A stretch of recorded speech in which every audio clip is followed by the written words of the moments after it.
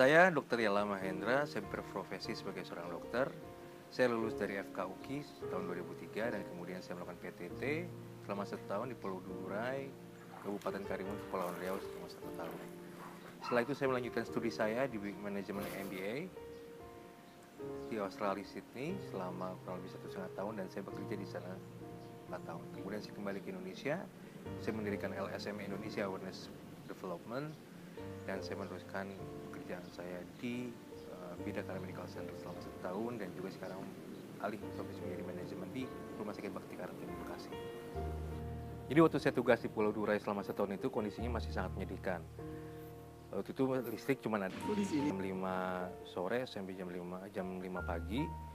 Terus kemudian dengan fasilitas, waktu itu kita ada puskesmas, tapi saya ditempatkan di desa Tanjung Kilangnya lagi dengan fasilitas yang sangat terbatas.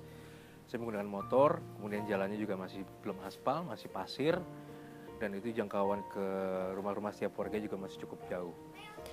Jadi masih banyak juga masyarakat di sana yang tidak mampu untuk membayar biaya ke rumah sakit dan sejenisnya. Kalau misalnya kita harus merujuk ke rumah sakit daerah karena harus menggunakan pongpong lagi dari satu pulau ke pulau kotanya itu selama 1 sampai 2 jam setengah. Dan itu biayanya sekitar 1 juta. Nah di situ banyak peristiwa yang saya alami yang sangat menyedihkan bahwa pada saat saya ingin mencoba untuk merefer pasien saya untuk ke kota, mereka tidak memiliki biaya.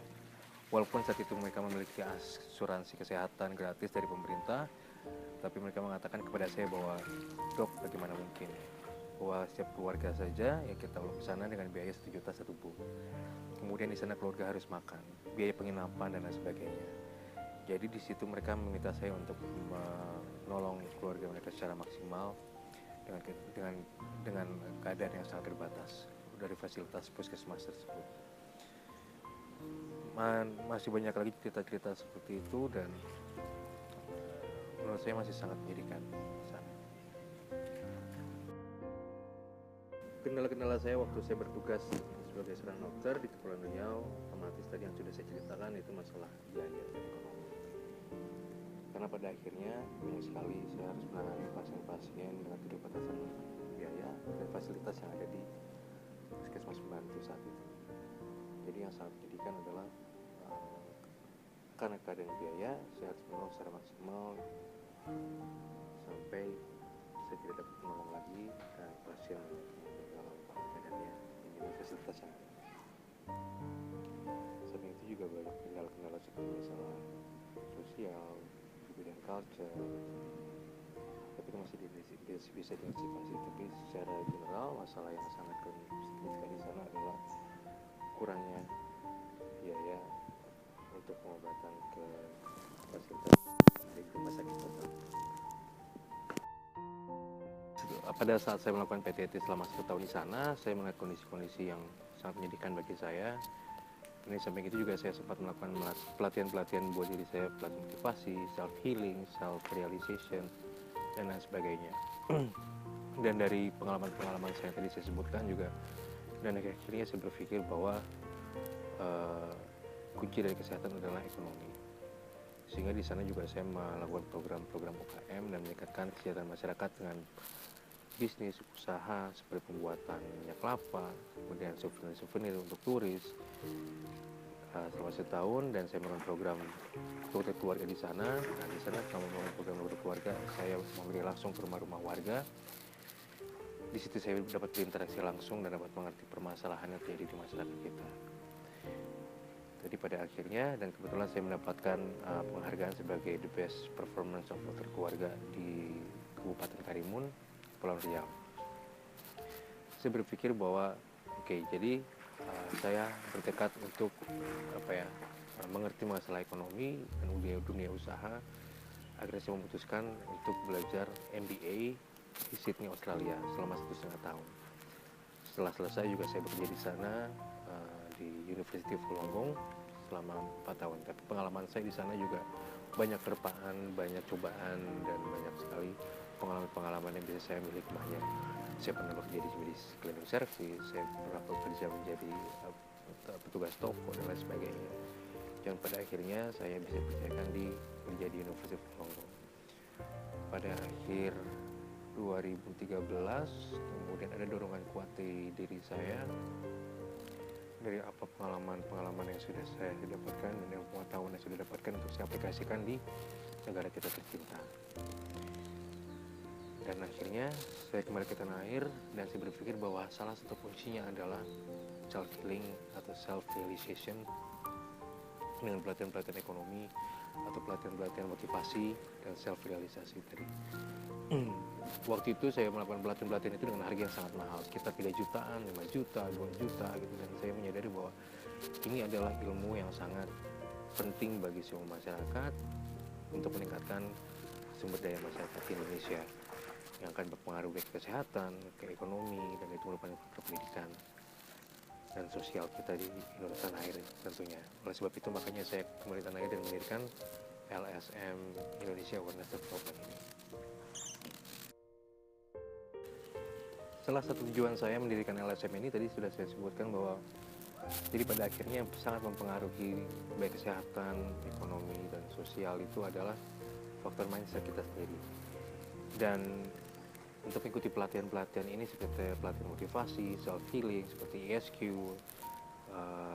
positive emotion, atau dan lain sebagainya, ini memerlukan biaya yang besar gitu. Tapi yang saya rasakan adalah bahwa ini adalah ilmu-ilmu basic, ilmu dasar yang harus kita miliki, sehingga saya bertekad untuk membagikan ilmu-ilmu tersebut. Kemudian saya membuat program, kemudian saya membuat modul-modul bagaimana saya men-sharing, mengaplikasikan apa yang sudah saya alami dan juga ilmu pengetahuan yang sudah saya dapatkan kepada masyarakat Indonesia atau masyarakat lingkungan sekitar saya pada khususnya. Jadi kegiatan-kegiatan yang ada di LSM kita, yang pertama kesehatan, kita memberikan pengobatan gratis dan penyuluhan kepada masyarakat yang kurang mampu, dan di situ juga kita men-sharing bahwa dasarnya kesehatan adalah untuk berpikir positif. Dan kemudian ada lagi program karakter building atau budi pekerti yang tujuannya mengajak adik-adik di panti asuhan atau yang kurang mampu untuk melakukan aktivitas di luar, seperti kita mengunjungi museum, kemudian kita pelatihan-pelatihan juga, dan bagaimana mengingatkan adik-adik kita dan menanamkan karakter building atau budi pekerti ini tata krama sejak kecil. Kemudian selain adik-adiknya kita berikan pendidikan, juga kita akan memberikan parenting program. Parenting program itu targetnya adalah orang tua. Jadi bagaimana kita men-sharing edukasi kepada anak-anak kita dengan building connection dan memberikan kasih sayang tentunya kepada adik-adik kita. Kemudian ada juga program self-awareness. Self-awareness ini kita memberikan pelatihan motivasi dan self-realization atau self-healing program kepada mahasiswa atau SMA dan mahasiswa tentunya. Di situ kita memberikan pelatihan selama 1 jam sampai 2 jam, tidak dipungut biaya sama sekali, mengenai dari motivasi atau positive mindset, positive healing, positive. Saya bijaksana. Saya penyayang. Saya bahagia. Saya sukses. Saya bijaksana. Saya penyayang. Karena LSM Indonesia Awareness Development ini, pada waktu awal pembentukan kebetulan dana pribadi atau tabungan saya sendiri yang saya kumpulkan selama saya bekerja di Australia. Kemudian di samping itu juga banyak sekali dukungan support baik dari keluarga dekat, baik dari teman-teman untuk ikut mensupport baik tenaga maupun finansial.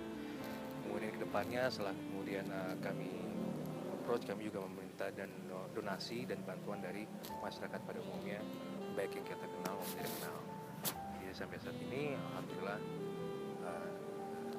keterbatasan dana bisa kami tutupi dengan kegiatan yang seminimal mungkin, dan kami harapkan ke depannya mudah-mudahan masih banyak lagi yang dapat berkontribusi baik dari rekan-rekan, dari keluarga dan masyarakat luas umumnya untuk dapat mensupport kegiatan kami ke depannya.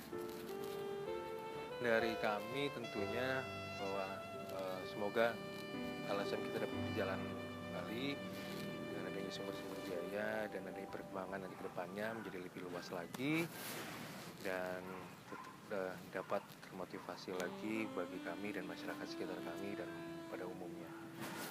Dan tentunya harapan kami ke depan yaitu agar semoga apa yang kita dapat sampaikan dan yang kita berikan dapat bermanfaat dan dapat diserap sebaik mungkin, yang dapat dilihat positif dan baik hikmahnya yang ada apa yang sudah kami berikan selama ini. Dan semoga ke depannya LSM kami juga dapat terus berjalan, kemudian dapat semakin berkembang.